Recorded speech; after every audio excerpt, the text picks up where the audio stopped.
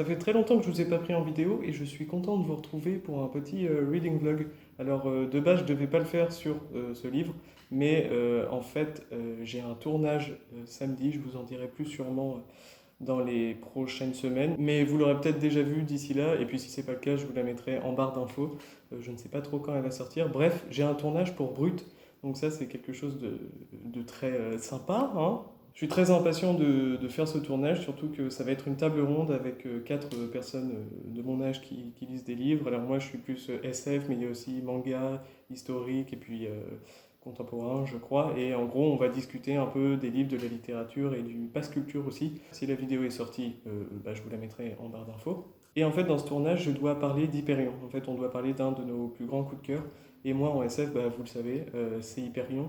Et du coup, pour ça, je dois préparer un petit peu l'interview. Sauf que ça fait un bail que j'ai fini en Endymion. Dans mon esprit, tout n'est plus trop clair. J'ai été voir des résumés sur Wikipédia pour me rappeler tous les personnages, tout l'univers. Et en fait, je crois qu'il faut que je finisse la saga. Donc avec l'éveil d'Endymion, le quatrième et dernier tome, j'aimerais en tout cas finir la saga pour pouvoir en parler entièrement. Et en fait, je me sentirais plus à l'aise au cas où on me pose une question sur la fin de la saga pour pas que je réponde juste ah je sais pas. Donc, eh bien, j'improvise un petit reading vlog autour de ce livre, surtout que c'est la fin d'une saga de SF que je vous ai déjà survendu, tout ça, vous le savez, ça a été un de mes plus gros coups de cœur littéraires de ma vie en SF. Et du coup, voilà, j'avais hâte de le finir. Je sais pas si j'aurai le temps de le finir d'ici samedi parce qu'il fait quand même 700 pages et qu'on est déjà mercredi. Mais en tout cas, je vais essayer d'avancer au maximum pour avoir certains éléments de réponse sur toute cette fin de saga. J'ai trop hâte, je ne l'ai pas encore commencé. Là, je vais essayer d'en lire un peu aujourd'hui. Mais j'ai trop hâte de retourner en fait dans cet univers. Et sinon, quoi de mieux pour commencer un reading vlog qu'un petit unboxing. Alors comme d'habitude, j'ai pris deux lots chez deux acheteurs différents parce que je trouve que niveau frais de port, c'est plus rentable si je fais ça. La commande que je suis en train d'ouvrir, c'est 4 livres d'un même auteur que je n'ai lu que quand j'étais petit. C'est un auteur très connu, c'est un auteur qui a écrit beaucoup pour la jeunesse, mais qui a fait aussi des romans adultes que je connais pas du tout. Et du coup, ça m'a intrigué. J'ai vu qu'ils étaient à 1 € chacun, du coup, j'en ai pris 4. Et ce qui est cool, c'est qu'en plus, ils sont tous dans la même collection, donc c'est la collection Folio, et c'est des romans de Roald Dahl, donc l'auteur de Charlie et la chocolaterie, du Bon Gros Géant, de Mathilda, des récits plus jeunesse, et il a fait quelques recueils de nouvelles plutôt adultes. Donc là, j'en ai pris deux qui sont aussi dans la liste, vous savez, des romans que recommande Stephen King. Donc c'est Kiss Kiss et Bizarre Bizarre, deux recueils de nouvelles. Alors apparemment dans Bizarre Bizarre, c'est des histoires fantastiques entre le drame et l'humour. Roald Dahl apparemment, même pour des récits plus adultes, il a une plume assez humoristique. Et dans Kiss Kiss, ça a l'air d'être la même chose. J'ai aussi pris La Grande Entourloupe, donc là qui est un recueil de 4 textes, donc un peu le même principe, mais ici c'est plus 4 textes autour de la réflexion sur la chair, l'instinct sexuel et le plaisir. Donc j'imagine qu'il y a toujours un petit côté humoristique dedans. Donc j'ai très hâte de lire aussi. Et il y a un roman, c'est Mon oncle Oswald. Donc apparemment on va suivre la vie de l'oncle Oswald qui a eu une vie un peu délirante. Et voilà, j'imagine que ça va être encore une fois assez humoristique. J'avais hâte de découvrir cet auteur. Et le deuxième colis, c'est plutôt des livres de SF. Et il y a 4 livres complètement différents, je crois, d'auteurs que je ne connais pas. Je sais plus si j'ai pris un livre d'un auteur que je connais. Je vais voir ça. Ah, je suis trop content. En plus, l'état des livres est nickel. J'ai pris Les Chronolithes de Robert Charles Wilson. Les Chronolithes, c'est un roman dont j'ai entendu pas mal parler. Apparemment, c'est un des meilleurs de l'auteur. Du coup, je l'ai pris. J'ai même pas regardé de quoi ça parlait, honnêtement. Apparemment, c'est un roman de science-fiction aux allures de thriller scientifique. Ensuite, j'ai voulu découvrir un auteur avec une saga qui n'est pas très connue de lui pour le coup. Orson Scott Card avec le premier tome de La Terre des Origines, Basilica. Pour le coup, Orson Scott Card, il est plus connu pour les chroniques d'Alvin le Faiseur, ou alors la stratégie Ender, surtout, qui a gagné le prix Hugo. Et je me suis dit que j'allais prendre la stratégie Ender, mais en fait, le vendeur n'avait pas ce livre-là. Et il avait par contre Terre des Origines. Donc je me suis dit, voilà, si un jour je me lançais dans Orson Scott Card, je commencerai par celui-là, surtout qu'il fait que 300 pages. J'ai vu que c'était pas une énorme saga, je crois qu'il y a que 6 ou 7 tomes. Bon, c'est déjà assez conséquent, mais Si c'est des tomes comme ça peut se lire assez vite. Encore une fois, j'ai pris un livre d'un auteur que je connais pas du tout et j'ai pas pris son plus connu pour le coup. C'est La Cité et les Astres de Arthur C. Clarke, qui est connu pour 2001, l'Odyssée de l'espace surtout. Mais là, j'ai pris un autre roman qui est un space opéra. Voilà, il fait que 300 pages. Et comme j'avais pas envie de découvrir cet auteur par la saga 2001, je sais pas, elle me fait peur comme saga, bah, j'ai pris un one-shot dans les éditions Folio SF dont je commence à avoir une belle collection, je crois. Et voilà, trop hâte. Je lis pas trop le résumé parce que j'ai un peu envie de me lancer dedans comme ça.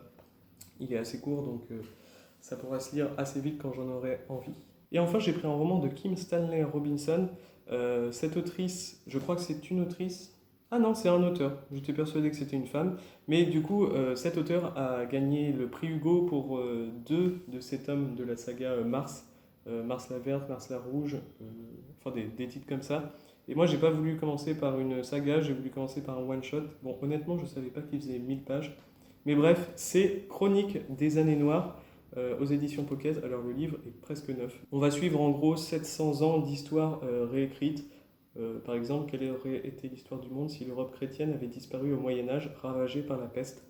Voilà, je pense qu'on va tourner autour de questions comme ça et on va suivre trois personnages dans ce récit qui vont vivre dans ce monde uchronique. Je ne sais pas si c'est une uchronie ou si ça part plus loin dans la SF. En tout cas, j'ai très hâte de lire, mais pareil, il me fait un peu peur comme c'est un bon gros bébé. Il faudra que je prenne du temps pour celui-ci. Voilà, donc au final, j'ai encore renfloué mes bibliothèques avec des achats que j'ai très hâte de lire, honnêtement. Là, le Kim Stanley Robinson, il m'a donné très envie. Mais avant, il faut que je lise L'éveil d'Endymion, il faut que je finisse cette saga. Et une fois que j'aurai fini cette saga, je pourrai passer à une autre déjà. Ça fait un bout de temps que j'ai envie de changer de saga. Mais vous le savez, moi, je lis vraiment les sagas une par une. Je suis un peu psychorigide là-dessus et c'est bizarre, mais je suis comme ça. Je vais essayer de vous retrouver quand j'aurai lu 100 pages de L'éveil d'Endymion pour être un peu plongé dans le récit et pour pouvoir vous en parler quand même. Et voilà, je vous tiendrai au courant au fil de ma lecture de comment ça se passe. À bientôt! Je vous retrouve, on est le jeudi 9 juin, 10 juin, je sais plus. Je viens de lire 140 pages de L'éveil d'Endymion du coup. Là, je suis bien rentré dans l'histoire et ça faisait longtemps que j'avais pas fait une aussi grosse session de lecture. Je l'ai commencé aujourd'hui et puis je me suis enchaîné 140 pages. Alors c'est 140 pages d'Endymion, donc ça se lit en 3-4 heures. Et par contre, je suis à fond dedans. Comparé à Endymion, donc le premier tome du diptyque de cette tétralogie, je vous avais déjà expliqué, Hyperion et la chute d'Hyperion, ça forme un diptyque, et Endymion et l'éveil d'Endymion, un autre diptyque, sachant qu'il faut les lire dans cet ordre-là pour comprendre toute l'histoire. Là, l'éveil d'Endymion reprend 4 ans plus tard les événements où il s'était arrêté à la fin d'Endymion. Et là, on est à peu près sur le même schéma narratif que le début d'Endymion, sauf que sur le début d'Endymion, évidemment, il y avait eu l'ellipse de 200 ans qui s'était passée après la chute d'Hyperion. Donc il fallait qu'on se remette dans le bain tout ça, et Dan Simmons prenait vraiment son temps, et on mettait à peu près 200-250 pages à vraiment tout instaurer, l'univers, ce qui avait changé, les nouveaux personnages, tout ça. Alors que dans l'éveil d'Endymion, évidemment, c'est la suite directe. On replace évidemment un peu le concept de l'histoire, l'univers. On introduit quelques nouveaux personnages, sauf que ça se fait en 50 pages. Donc déjà, il y a une prise en main beaucoup plus facile que sur Endymion. Et ça, c'est super parce que j'avais peur de retrouver la même sensation qu'au début d'Endymion, 200 pages où j'avais eu un petit peu de mal quand même à enchaîner en fait. Mais là, les 140 pages, je les ai pas vues passer. On retourne, comme je vous dis, direct dans l'action, avec le même cadre que Endymion. Vraiment, on suit toujours notre trio d'héros. Bon, je peux pas vous dire où ils se trouvent, mais on suit toujours Aîné, Raoul et Abétique, l'androïde. Et voilà, on va les suivre et ils vont vivre d'autres aventures. On retrouve aussi un autre personnage qu'on avait vu dans Endymion et qui avait eu une place importante à la fin de l'histoire, c'est le capitaine Federico de Soya. On a aussi toute la partie plus technique et un petit peu politique de l'histoire, comme il y avait en fait dans Hyperion avec la conseillère, la présidente Maina Gladstone. Sauf qu'ici, du coup, dans Endymion, les codes ont changé, la politique aussi, c'est plus la même, il y a un côté très religieux, je ne vais pas vous en dire plus, sinon ça vous spoil un peu ce qui se passe à la fin de la chute d'Hyperion. Mais on suit aussi tout ce côté-là avec tout ce qui se passe du côté des cardinaux et de tout l'ordre religieux qui s'est instauré. Voilà, c'est vraiment énorme. Je suis à fond dans ma lecture et je suis content aussi de m'être libéré un peu de temps pour ça parce que bah, du coup j'ai bien pris le temps d'entrer dans l'univers. Là c'est bon, je suis complètement lancé dedans. Et comme vous pouvez le voir, j'ai déjà noté un passage parce que on voit d'autres mondes, du coup, encore, on en découvre encore plus sur cet univers. C'est vraiment impressionnant. Dan Simmons, il ne s'arrête pas au bout de 4 tomes. On découvre encore des mondes et c'est hyper original. Raoul vient d'arriver sur une planète. Voilà, il se passe un événement et il rencontre un peuple. Et ce peuple est gouverné par des sentiments bienveillants de l'espèce humaine qu'ils essayent de mettre en valeur en fait dans leur doctrine et dans leur philosophie de vie. En gros, ce peuple est régi en couleurs. Il s'habille de différentes couleurs. Par exemple, il y en a qui s'habillent en bleu, en blanc, en vert. Et tout ça, ça appartient à une certaine façon de penser. Si on s'habille en bleu, par exemple, c'est qu'on va être plus porté vers l'art et on va essayer de développer l'intelligence, l'art et la façon de communiquer à travers cela. Si on s'habille en vert, c'est un certain retour vers la nature et on essaie de communier avec la nature, d'essayer d'arriver à contrôler la technologie aussi pour pas qu'elle nous pourrisse la vie, en quelque sorte. Il y en a qui sont habillés en noir, qui sont plus portés sur les mystères humains. En blanc, c'est l'intelligence et l'ouverture sociale envers le monde. C'est incroyable. Créer un peuple comme ça, je sais pas, ça fait que 2 pages, on le rencontre en 2 pages et on s'attache comme j'avais eu dans Endymion, la rencontre avec le peuple de la planète Sol Draconis Septem, qui est aussi un peuple hyper original et hyper, comment dire, hyper ouvert et bienveillant. C'est des peuples bienveillants que décrit Dan Simmons. Ils ont juste une philosophie de vie qui on s'en rend compte en tant qu'humain, est vraiment bien et qui serait bonne à suivre au final. Voilà, ça c'est magnifique. Il y a toujours ce côté bataille spatiale avec le capitaine Federico de Soya. Il y a des révélations qui sont faites un petit peu là au compte-gouttes. Une nouvelle intrigue, enfin pas intrigue mais mystère. Il y a de nouveaux mystères qui sont expliqués là en début de roman. Bref, c'est passionnant. Toujours une complexité au niveau de l'univers, au niveau des enjeux pour chacune des communautés, donc les humains, les androïdes et les extros. On ne sait pas qui sont les méchants, qui sont les gentils, entre guillemets. Et on sent qu'il y a... ouais, tout n'est pas noir ou blanc. Je ne sais pas comment ça va se résoudre, tout ce récit, mais en tout cas, pour l'instant, c'est génial. Honnêtement, j'ai un peu peur de finir ce roman, et c'est en ça que le Reading Vlog va être intéressant, c'est que je pense que je vais être assez bouleversé par la fin, parce que c'est une saga qui m'a beaucoup apporté, qui m'a fait découvrir un univers de SF très complexe, que j'ai vraiment adoré et que là je continue d'adorer et franchement j'ai pas envie de quitter le bouquin.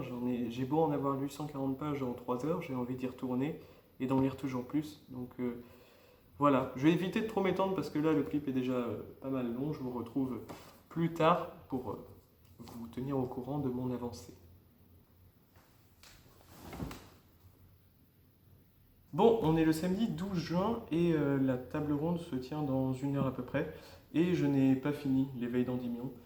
Voilà, j'en ai lu 250 pages là sur 700. Tant pis, c'est pas grave, je pense, si j'ai pas tout lu. J'espère juste qu'on ne me posera pas de questions sur la fin du cycle, du coup. Surtout que là, je ne peux pas donner d'éléments de réponse sur la fin. Tout se résout au fur et à mesure. On a quelques éléments encore, mais un peu comme dans la chute d'Hyperion. Il y a des mystères qui se résolvent, mais c'est assez lent pour l'instant au niveau de ce côté du récit. Mais par contre, j'ai l'impression de retrouver l'enchaînement d'actions et le rythme assez soutenu qu'on avait dans la chute d'Hyperion, avec toutes ces batailles spatiales, tout ça. C'est le cas dans l'éveil d'Endymion, où on suit encore 2 trames différentes. Dans toute la saga Hyperion, ça a été ça, et ça l'est encore dans ce tome-là. On suit d'un côté tout ce qui se passe politiquement, avec Federico de Soya aussi. On suit beaucoup ce personnage. Les batailles spatiales qui sont amenées à se dérouler. Et de l'autre côté, on va suivre Raoul Endymion, cette fois qui se retrouve tout seul dans la partie du récit où j'en suis. Et on va suivre un peu toujours cette quête pour que Aînée, celle qui enseigne, puisse propager la bonne parole. C'est un peu compliqué à résumer de ce côté-là, mais je suis totalement amoureux de ce livre et de cette saga. Honnêtement, là, je ne sais pas comment ça va se terminer. J'appréhende beaucoup la fin parce que je sens que ça va être bouleversant. Apparemment, la fin est très très bien. J'ai eu des retours comme quoi le cycle se termine de façon magistrale comme il a commencé. Je suis à 250 pages, donc là j'en suis à un tiers du roman, ouais, presque un tiers du roman. J'aime énormément. En plus, ça s'est mis en place, comme je vous l'ai dit, très rapidement, et là, le rythme, il est vraiment très soutenu, et je peux enchaîner 100 pages sans aucun souci. J'ai pas du tout envie de m'arrêter dans ma lecture, et ça fait du bien, parce que, comme je vous l'ai dit, j'ai eu une petite panne de lecture, et là, enchaîner un gros pavé comme ça, et réussir à être toujours en haleine dans celui-ci, alors que j'ai pas forcément le temps de lire non plus, bah, ça fait du bien, et du coup, c'est trop trop cool, et moi, je m'amuse beaucoup dans cette lecture. Par contre, j'ai très envie de la terminer vite en plus, et en même temps, je profite hein, évidemment de chaque mot qui est dit, parce que c'est toujours l'écriture assez dense et riche de Dan Simmons. Mais j'ai envie de lire vite ce livre et de ne pas le laisser traîner comme j'ai pu le faire avec Endymion pendant un mois ou deux. Et là, j'ai envie de le finir la semaine prochaine, par exemple. Je pense que c'est possible, parce que j'ai pas un emploi du temps hyper chargé, mais je verrai bien. Et je vous dirai de toute façon mon ressenti au fil du temps. Je pense que je vous reprendrai au niveau du deuxième tiers pour pouvoir vous parler un peu plus en détail des révélations, de ce qui se passe, si le rythme ralentit ou pas. Et je voulais aussi vous montrer deux, trois réceptions que je viens de faire. Alors, le premier, c'est Maudit de Joyce Carol Oates.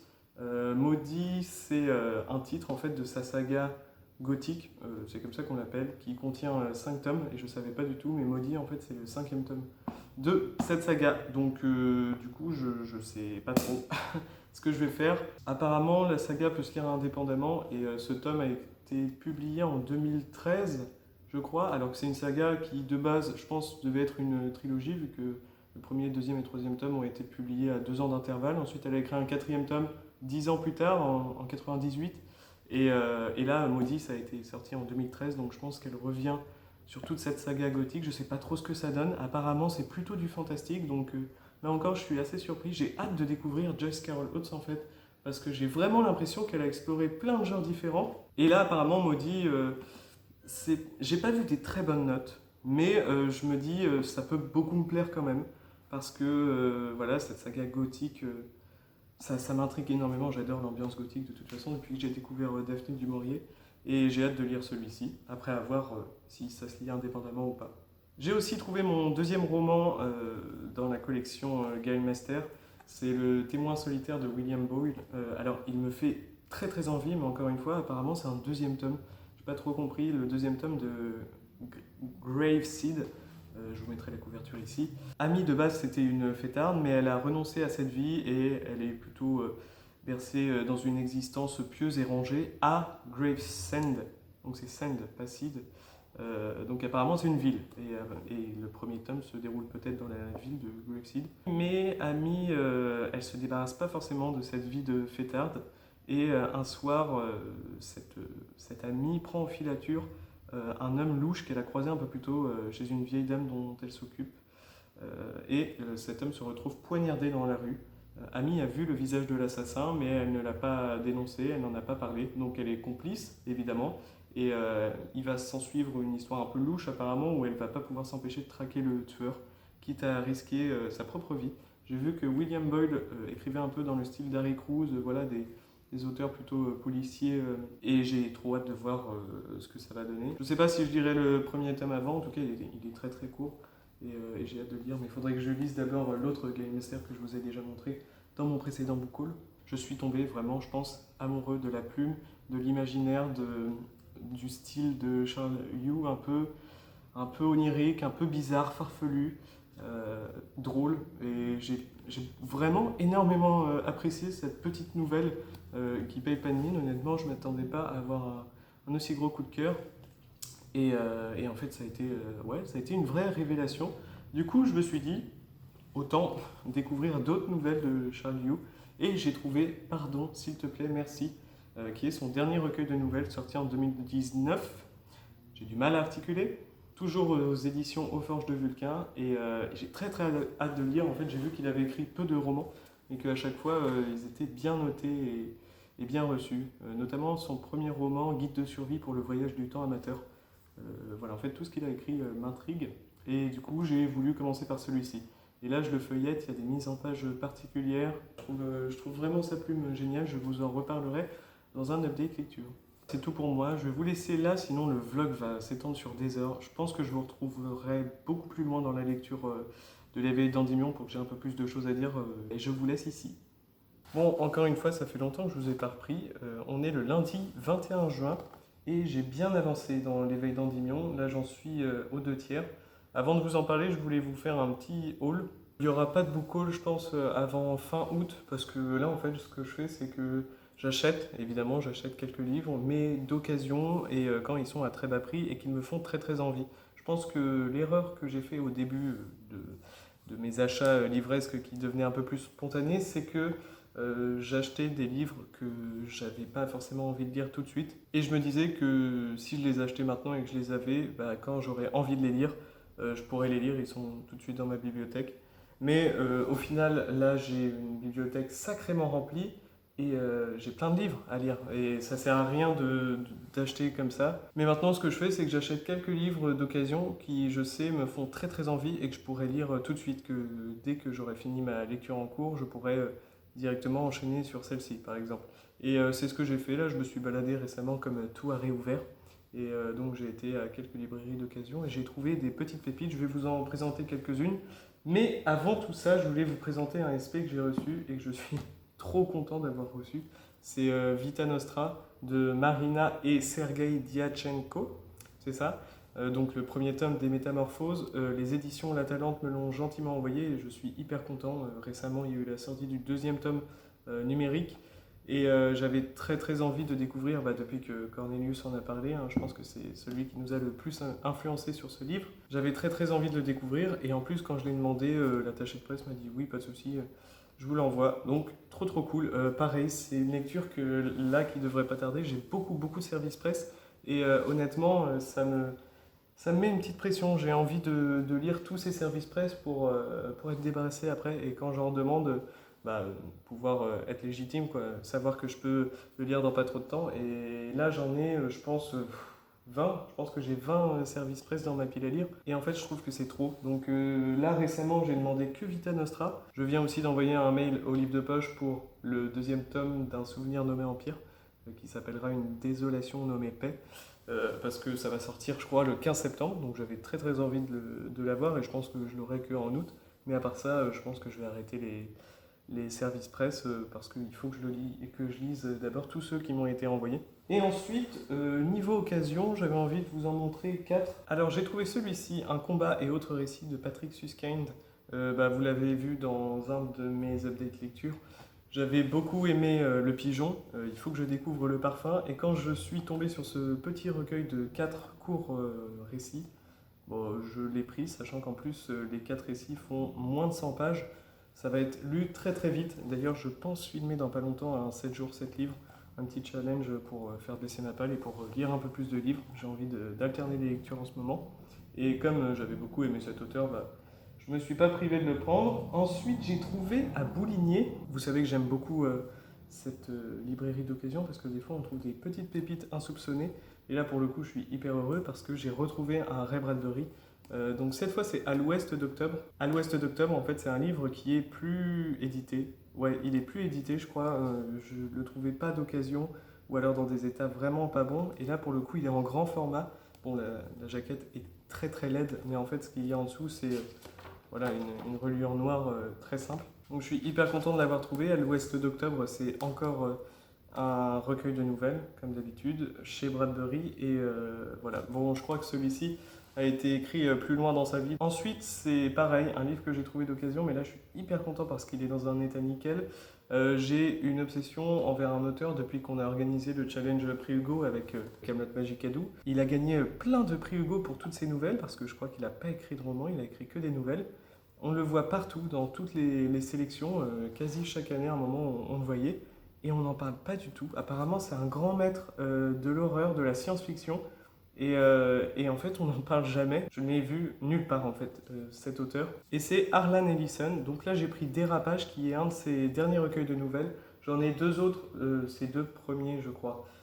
Mais dans des éditions un peu moins belles que celle-ci. Du coup, je vous présente celui-ci. Je l'ai un peu feuilleté. Ça a l'air hyper original, même dans la forme du texte. J'ai trop hâte de le découvrir. Honnêtement, Harlan Ellison, je pense que c'est un auteur que je vais découvrir cet été parce que j'ai trop hâte de lire toutes ces nouvelles. Je ne sais pas si le style va me plaire, mais apparemment c'est très original.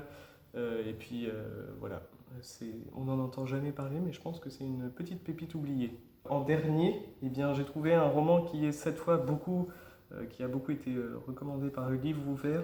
C'est Le Moineau de Dieu de Marie Doria Russell, et je l'ai pris parce que c'est une sublime édition chez Albin Michel, donc une ancienne édition Albin Michel, un livre de SF qui ressemble pas mal à Hyperion du résumé que j'ai pu en apercevoir, mais qui est beaucoup plus court en quelque sorte. Il fait 500 pages. Je sais que c'est une duologie, mais le deuxième tome n'est pas traduit, ce qui est franchement dommage. Donc je sais pas quand est-ce que je le lirai, mais je pense dans pas très longtemps. Parce que il me fait penser à Hyperion, et comme je suis en train de finir la saga, je pense que j'ai envie de rester un petit peu dans cet univers. En parlant d'Hyperion, il est temps que je vous parle de l'éveil d'Endymion. J'en suis arrivé à plus des 2 tiers, je crois, du récit. Voilà, je crois qu'il me reste, ouais, c'est ça, 1 tiers à lire. J'ai lu les 2 premières parties, en fait, je vous avais laissé sur la fin de la première partie. Depuis, j'ai lu la fin de la première partie et j'ai lu toute la deuxième partie. Honnêtement, là, j'ai pas eu beaucoup le temps de lire la semaine dernière. Par contre, sur les 3 derniers jours, je crois que j'ai mangé 250 pages facilement. C'est vraiment génial en fait. Bon, je peux pas vous dire tant de choses que ça parce que c'est quand même le 4e tome, mais c'est excellent, c'est juste excellent. Là, toute cette deuxième partie, elle est plus focalisée sur un monde en particulier, un monde qui a été colonisé à l'époque de l'Hégire. Ce sont des populations chinoises et tibétaines qui ont colonisé cette planète qui s'appelle Tan Xian. Bon, ne me faites pas confiance pour les noms. Et on va être sur cette planète, je vous dis pas pourquoi, parce que là on s'approche un petit peu de la fin de l'histoire, sans non plus qu'on ait trop la sensation que c'est la fin de l'histoire. Là où je viens de m'arrêter, j'ai l'impression qu'on pourrait carrément avoir un 5e tome facilement, quoi, parce que le récit est assez lent, hein. C'est ce que je vous disais, là je pense que je viens de lire 100 pages assez lentes, avec beaucoup de descriptions, d'analyse des personnages, voilà, d'explication du monde, surtout de description de paysages en fait. Tout ce monde donc avec des peuples dominants comme les Chinois et les Tibétains et une religion comme le bouddhisme. C'est surtout le bouddhisme qui est pratiqué sur cette planète et encore une fois je suis impressionné, l'auteur il connaît parfaitement cette religion. C'est vraiment incroyable et du coup ça donne une nouvelle saveur au récit, toute cette ambiance chinoise avec toutes les pagodes, toute l'architecture, parce qu'on parle beaucoup d'architecture. Il y a beaucoup de descriptions en fait au début quand Roll vient d'atterrir sur la planète. Et bon, je pense qu'il y a un peu de lenteur dans toutes ces descriptions, mais en même temps ça installe tellement bien les paysages. Je m'en suis rendu compte là, il y a peu de temps dans le récit. C'est que au début, on se dit c'est long, c'est vraiment long toutes ces descriptions parce qu'on décrit chaque montagne, comment et en fait on décrit tout le paysage hein, vraiment et avec beaucoup de précision. Mais par contre, une fois qu'on a passé ça et qu'on est un peu dans le récit, notre imagination elle est très claire. On voit clairement où sont les différentes montagnes, où sont les crevasses, les fissures dans la roche. Il y a tous les détails qui sont clairs dans notre esprit. Après, il faut quand même lire toutes ces descriptions bien précisément. Et sauf qu'après, on est complètement immergé en fait. Je pense qu'on ne peut pas être mieux immergé dans un univers que par ce moyen-là. Et ça demande un peu d'investissement. Enfin, ça demande même beaucoup d'investissement de la part du lecteur et de concentration. Mais ça vaut le coup en fait. Je m'en rends compte quand on a des scènes d'action et qu'après tout est clair, tout est limpide.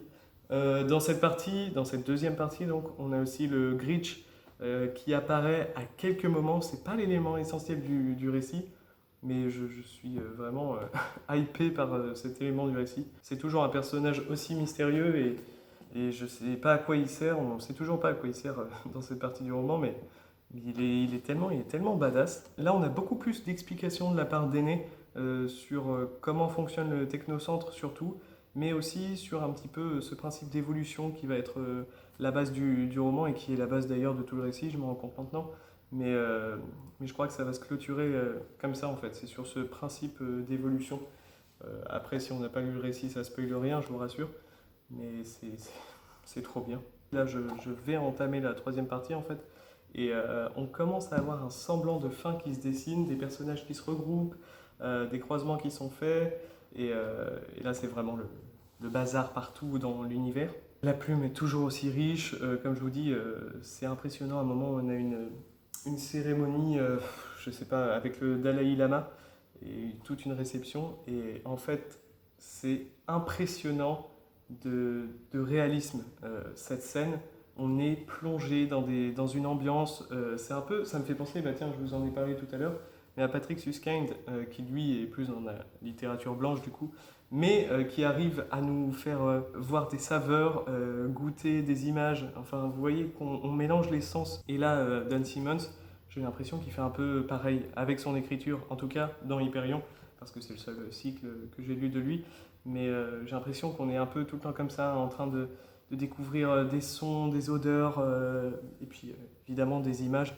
Et c'est un talent de conteur qui est franchement dur à égaler. Je pense que ouais, c'est un peu un génie, Dan Simmons, de ce côté-là en tout cas. Je vous dis, vous lancez dans Hyperion, certes, ça demande un peu d'investissement, de concentration, mais quand on en est arrivé au quatrième tome, on se dit oui, oui, j'ai envie de continuer, et oui, je comprends pourquoi j'ai lu ces 4 tomes, parce que c'est érudit, c'est plein de sagesse, plein de beaux messages. Ce que j'aimerais bien faire, c'est le finir dans pas trop longtemps pour pouvoir clôturer cette semaine avec aussi la lecture de la nouvelle, donc la dernière nouvelle du cycle, Les Orphelins d'Hélice. Et voilà, je viendrai vous reparler peut-être juste avant la fin, peut-être 100 pages avant la fin, donc c'est-à-dire dans 130 pages. Là, il me reste 230 pages à lire. Donc on verra, peut-être que je vous reprendrai que à la fin. Je ne sais pas.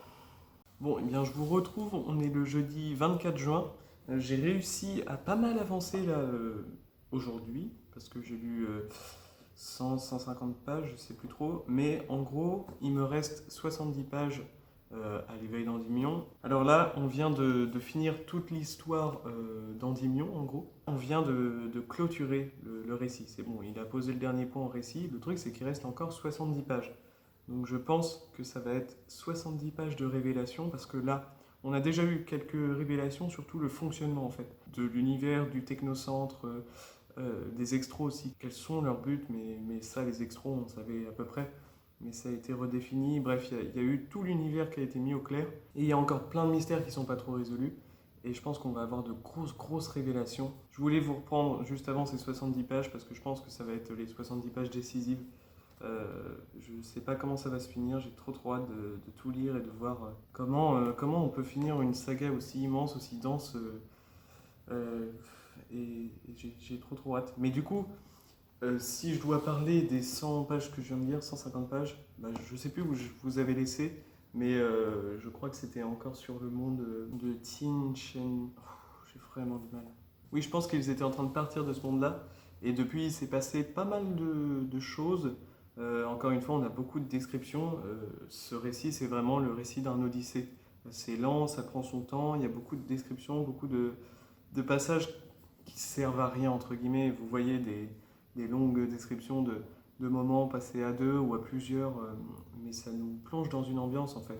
Et je le redis, Hyperion, c'est pas une saga qu'on lit comme ça, vite, en se disant chouette, je vais pouvoir bouffer des pages. Non, ça prend du temps à lire. Et là, je viens de passer 4 heures dessus.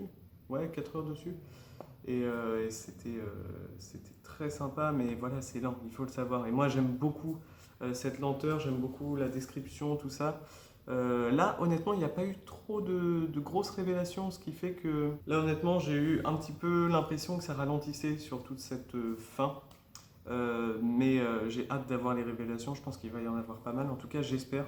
J'espère que je vais être retourné et surpris par tout ce qu'on va nous dire ensuite. J'ai trop hâte, donc là j'y retourne et puis je vous reprends peut-être dès que j'ai fini. J'espère dans 1 heure ou même un peu moins. Je viens de finir du coup ce livre. J'ai adoré la fin. C'est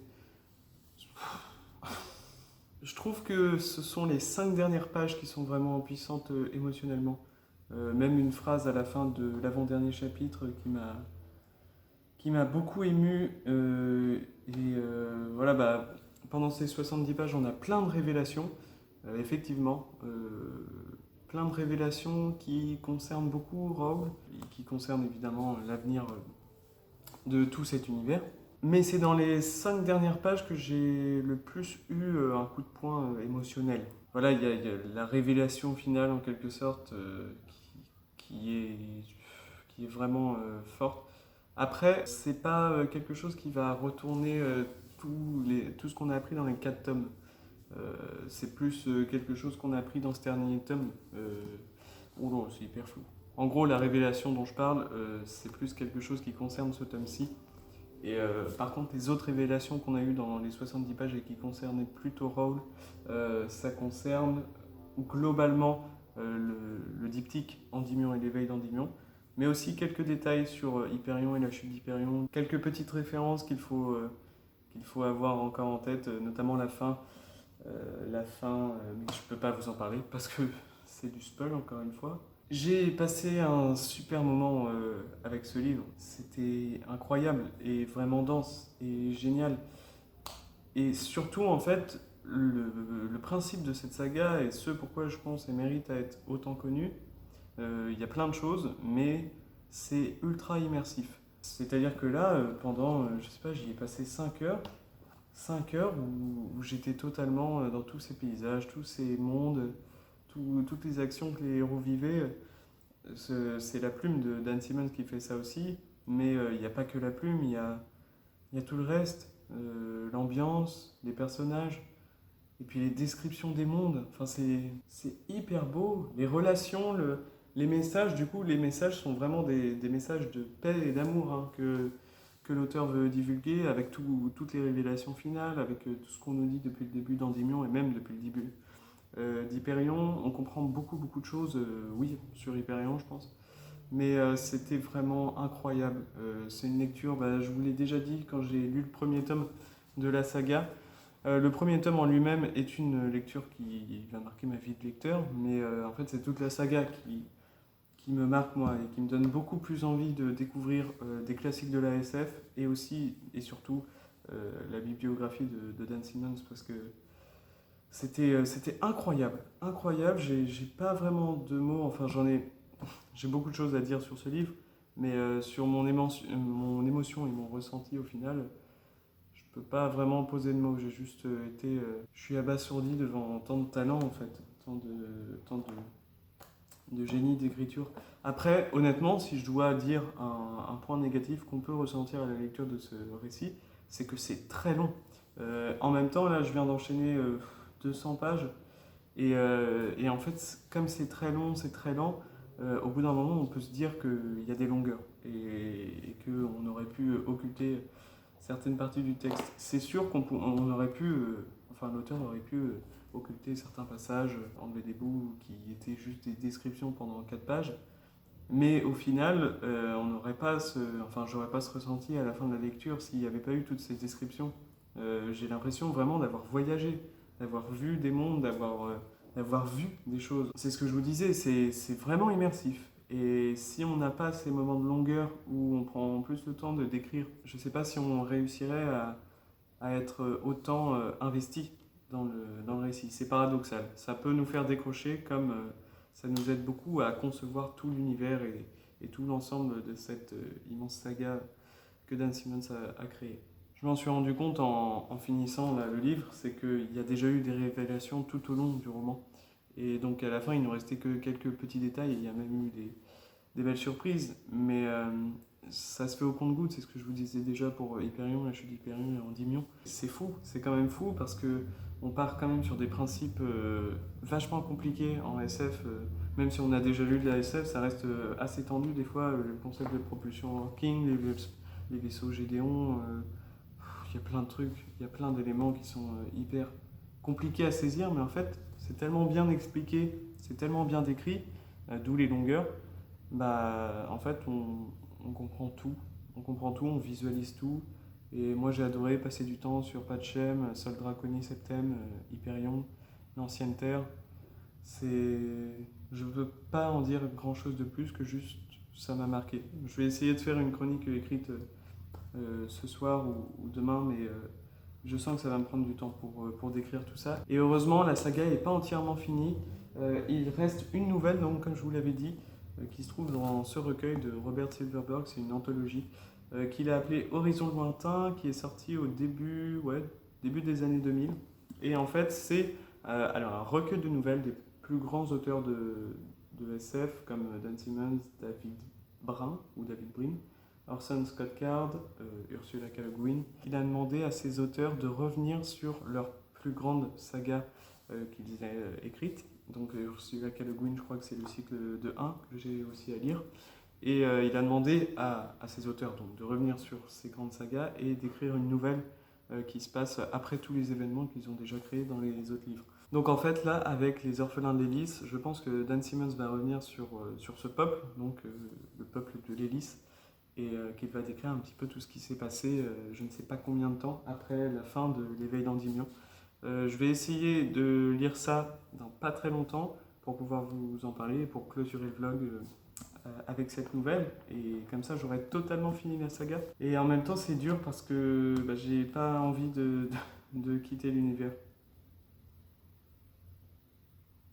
En fait, je viens de revenir sur ma décision. Je voulais la lire maintenant, cette nouvelle, pour clôturer le cycle. J'ai pas envie. J'ai envie de me la garder pour plus tard, peut-être dans une semaine ou deux, ou plutôt un mois ou deux, parce que je pense que j'oublierai pas grand-chose d'ici là. Je vais pas la lire dans très longtemps non plus. Mais si je la lis tout de suite, en fait, j'aurais pas eu le temps de digérer la fin de l'éveil d'Endymion. Et après, si je la lis, j'ai plus rien à lire de Hyperion. Donc j'ai pas trop envie de faire ça. Je vous la montre juste pour clôturer ce vlog. Et voilà, vous savez que dans peu de temps je vais la lire, mais pas tout de suite. Parce que sinon, comme je vous dis, j'aurais plus rien pour retourner dans cet univers et ce serait dommage. Je voulais clôturer le vlog et en fait je viens de passer à la boîte aux lettres. J'ai reçu un petit colis. J'avais envie de l'ouvrir avec vous, surtout que je sais ce que c'est. Récemment, j'ai gagné un concours chez le compte Instagram de Céline. Donc c'est Céline Lecture, je vous mettrai le lien en description. J'ai gagné un concours et j'ai reçu 2 livres, logiquement, de chez Albin Michel Imaginaire. Comme si je n'avais pas déjà assez de livres de cette maison d'édition. C'est les 2 premiers tomes d'une saga de SF, donc je vous montre ça tout de suite. Je suis trop content d'avoir gagné. Je remercie encore une fois Céline, si elle passe par là. Alors, ce sont les 2 premiers tomes de la saga Andrea Corte. Je ne sais pas s'il y a un autre nom à cette saga. Donc, le premier tome, c'est Émissaire des morts de Adam Troy Castro. Et le deuxième tome, c'est La troisième griffe de Dieu. Je suis trop content de les avoir reçus parce qu'on est un peu dans une saga de space opéra avec une enquêtrice. Donc, ça m'a l'air d'être un petit peu dans le genre de Terminus. Mais là, en le feuilletant, j'ai l'impression qu'il y a plusieurs mots qui me font penser à Hyperion. Les IA, le système mercantile, parce que dans Hyperion, il y a le Mercantilus. Je ne sais pas si ça a un lien ou si c'est beaucoup inspiré de cet univers. Mais en tout cas, le fait de savoir que c'est peut-être un peu dans le style Space Opera d'Hyperion, ça me donne trop envie. En plus, si on a une enquête comme dans Terminus, ça peut être très cool. Bon, comme vous savez, vous avez vu dans mon update lecture, j'avais pas adoré Terminus. D'ailleurs, j'ai moyennement aimé au final, mais je sentais qu'il y avait un gros potentiel, mais que ça résonnait pas avec moi. Donc j'espère que je vais aimer Émissaire des morts. Et tous les autres livres que j'ai à lire de chez Albin Michel Imaginaire. J'ai hâte de commencer celui-ci, surtout que c'est une trilogie. Donc je pense que je lirai le premier tome et les quelques nouvelles qu'il y a aussi dans ce premier tome dans pas très longtemps. Et sinon, moi je vous dis à bientôt pour une prochaine vidéo. Je pense que ce sera donc la vidéo sur, je ne sais pas du tout, peut-être un update lecture parce que là je lis pas mal en ce moment et je pense que je vais avoir de nouveaux livres à vous présenter. Sur ce, portez-vous bien, passez de bonnes lectures, c'est toujours pas la bonne formulation. J'espère que vous avez passé un bon moment. N'hésitez pas aussi à commenter si ça vous a plu. Et je vous retrouve bientôt. Au revoir.